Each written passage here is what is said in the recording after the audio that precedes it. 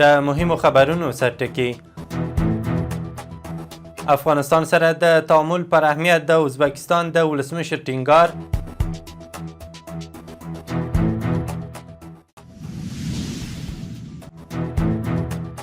د حج فریضې تر ادا کولو وروسته کابل ته د افغان حاجیانو را رسیدل.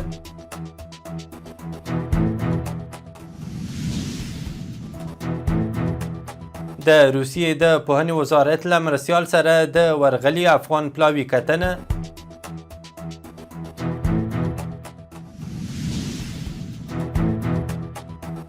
او په غزه کې د اسرائیلو په تازه بریدونو کې د 15 فلسطینیانو وژل کېدل. د واک ټلویزیون درنو لیدونکو سلام، وخت مو بخیر. نن چهارشنبه د غبرګولي 21مه. اوس هم بشپړ خبرونه. د ازبکستان ولسمشر شوکت میرزایوف د تاشکند پانګونې فورم ته په خبرو کې افغانستان سره د تعامل پر اهمیت ټینګار کړی او ویلي دي چې له انزوا د یاد هیواد مخنیوي ته باید لومړیتوب ورکړل شي. میرزایوف ویلي موږ د سرپرست حکومت چارواکو سره په نړیواله کچه د افغانستان انزوا ژغورلو لپاره تر بل هر وخت ورته زیاته اړتیا لیدل کیږي. رغنده خبرو ته ژمن یو. نوموړي د سیمې ثبات کې د افغانستان رول ته په اشاره ویلي د یاد هیواد سوله او اقتصادي وده ټولې سیمې ته د پرمختګ کلي ده. د افغان حاجیانو لومړۍ ډله د حج فریضې تر ادا کولو وروسته له جدې څخه کابل ته راورسېدله. د ترانسپورت او هوایي چلند وزارت ویلي چې په ټولو نړیوالو هوایي ډګرونو کې د افغان حاجیانو د خوندي لیږد لپاره بشپړ چمتووالی نیول شوی دی. د یادونې وړ ده چې سږکال 10,000 افغان حاجیان د حج فریضې ادا کولو لپاره سعودي عربستان ته تللي دي. د لوړو زده کړو وزارت علمي مرستیال ضیاءالرحمن الاریوبي، د پوهنې وزارت مرستیال سخاءالله سعید او مل پلاوي د روسیې د پوهنې وزارت له مرستیال سره کتلي دي. یاده کتنه کې چې د روسیې تتارستان جمهوریت کازان ښار کې ترسره شوې ده، د علمي همکاریو پراختیا، د دوه اړخیزو هوکړه لیکونو د لاسلیک، د پوهنتونونو ترمنځ د تجربو شریکولو په اړه خبرې شوې دي. ټلګراف ورځپاڼې د بریټانیا د ځانګړو ځواکونو د پخواني قومندان ایډ بټلر له قوله لیکلي چې په افغانستان کې د SAS ځواکونو د احتمالي جنگي جرمونو څېړنه د پوځ د جلب او جذب پر بهیر ناوړه اغیز کړی دی. بټلر دغه ادعاوې احساساتي او ډراماتیکي بللې او ویلي دي چې دا وضعیت د پوځ پر جذب او د پرسونل پر ساتنه منفي اغیز کولی شي. نوموړی وایي اوسني سرتیري دا ویره لري چې که اقدام وکړي ښایي کلونه وروسته ورباندې قانوني یا ژورنالیستي پلټنه وشي. د افغان سولې لپاره د امریکا پخواني ځانګړي استازي زلمي خلیلزاد ازبکستان ته د سرپرست حکومت د یوه لوړپوړي پلاوي له سفر وروسته ویلي چې ازبکستان له افغانستان سره د اقتصادي او سوداګریزو اړیکو د پراخولو اراده لري. نوموړي پر خپله ایکس پاڼه ازبکستان د ولسمشر او د سرپرست حکومت د پلاوي چې مشري د صنعت او سوداګرۍ سرپرست وزیر نورالدین عزیزي کوله د لیدنې یو انځور هم خپور کړی دی. د روسیې د فدرالي امنیتي خدمت رئیس الکساندر بورتنیکوف په مسکو کې ویلي د داعش په څیر ډلو فعالیتونه د لویدیځ د پالیسیو له امله زیات شوي دي. هغه د سوریې د قدرت بدلون، د غزې جګړه، پر ایران فشار او د لیبیا وضعیت د سخت دریځۍ د پراختیا لاملونه وبلل. بورتنیکوف زیاته کړې چې داعش په افغانستان کې هم خپل فعالیتونه پراخ کړي او په سوریه کې د هغوی د نفوذ نښې هم لیدل شوي دي. د ټاس خبري آژانس د راپور له مخې هغه دا وضعیت د لویدیځ له هغو هڅو سره تړلی وباله چې غواړي خپل جیوپولیټیکي موقعیت وساتي او له ترهګرو ډلو استفاده کوي. اسلامي امارت بیا وایي د افغانستان خاوره د سیمې هیوادونو ته خوندي ده او داعش ډله یې ځپلې ده. امریکایي رسنۍ وایي د امریکا عدلیې وزارت هغه 55 افغانان په ترهګرۍ تورن کړي وو چې د تخلیې په بهیر کې امریکا ته تللي او بیا یې له دغه منځه 46 تنه بیرته له دغه نوملړه ایستلي. 9 کسان اوس هم پاتې دي.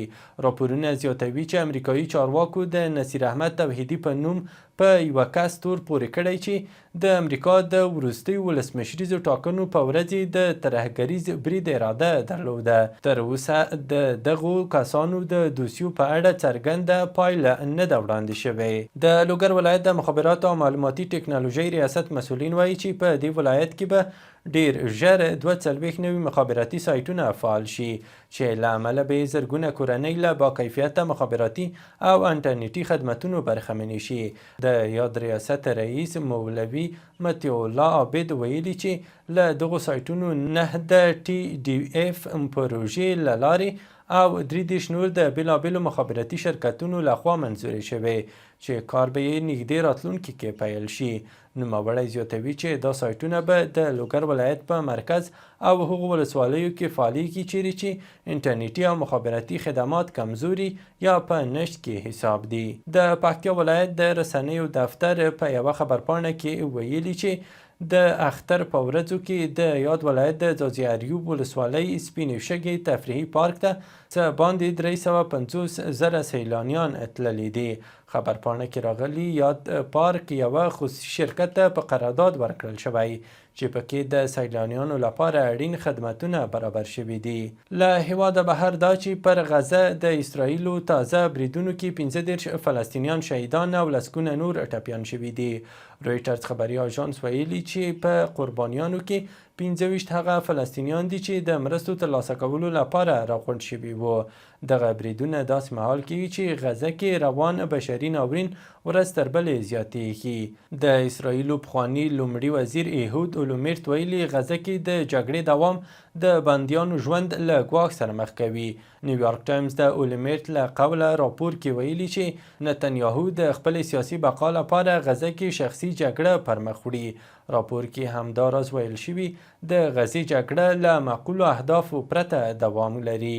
بریټانیا، استرالیا، کاناډا، نیوزیلند او ناروې د اسرائیلو د دوو ښي اړخ وزیرانو د ملي امنیت وزیر ایتمار بن کفیر او د مالیې وزیر باندې بندیزونه ولګول. د دغو هیوادونو په وینا یادو وزیرانو د فلسطینیانو پر ضد د بشري حقوقو جدي سرغړونه کړې او تاوتریخوالي ته یې هڅونه کړې ده. د ایران دفاع وزیر عزیز نصیرزاده ویلي که د تهران اټومي هوکړې په اړه له واشنګټن سره روانې خبرې اترې ناکامې او پر ایران جګړه تحمیل شي په خورا زړورتیا سره به د سیمې هیوادونو کې د امریکا پوځي اډې په نښه کړي. نوموړي دغه خبرې نن ایران کې د یوه خبري کنفرانس پر مهال کړې. په خبره یې د سیمې هیوادونو کې د واشنګټن پوځي اډو په نښه کول ورته اسانه دي. سکای نیوز د ایلن ماسک له قوله لیکلي چې دی د ډونالډ ټرمپ په اړه د خپلو پخوانیو څرګندونو له امله پښیمانه دی. د ماسک او ټرمپ ترمنځ شخړه هغه وخت پیل شوه چې ټرمپ پر ماسک سختې نیوکې وکړې او ویې ویل د هغه مخالفت ورته ناامید کوونکی دی. ماسک په ځواب کې پر ایکس ولیکل که زه نه وای ټرمپ به ټاکنې بایللې وای. ټرمپ ماسک ته د لیوني خطاب کړی او ګواښ یې کړی چې له هغه سره به دولتي قراردادونه لغوه کړي. د امریکا د بهرنیو چارو وزیر مارکو روبیو د امریکا ټولو ډیپلوماټیکو استازوالیو ته امر کړی چې د سپټمبر میاشتې تر 13 پورې د امریکا د نړیوالې پراختیایي ادارې پاتې کارکوونکي له دندو ګوښه کړي. د روبیو په هغه بیان کې چې سفارتونو ته لیکل شوی راغلی چې د امریکا د بهرنیو چارو وزارت به د دوشنبې تر ورځې پورې د امریکا پراختیایي ادارې د ټولو بهرنیو مرستو پروګرامونو مسؤلیت په غاړه واخلي. دغه بیان د فدرالي محکمې تر هغه پریکړې وروسته صادر شوی چې د ټرمپ ادارې لخوا د دغه کارکوونکو د ډلهییزې ایستنې لړۍ درولو پریکړه کړې وه. او وروستی خبر مو هم د سپورت له ډګره د کرکټ نړیوالې شورا په تازه درجه بندۍ کې 2 افغان لوبغاړي د 2025 کال د 500 ورځو لوبو غوره لونډرانو په سر کې راغلي دي. عظمت الله عمرزی د 296 نمرو سره لومړی او محمد نبی له 202 نمرو سره دویم مقام خپل کړی دی. له دوی وروسته په نوملړ کې سکندر رضا، مهدي حسن میرزا، مایکل برایسویل، برندن مکولن، میچل سنټر، راشد خان، کلین مکسویل او رویندرا جډیجا شامل دي. درنو لیدونکو له ملتیا مو مننه. وروستي خبرونه مو هم دومره وو.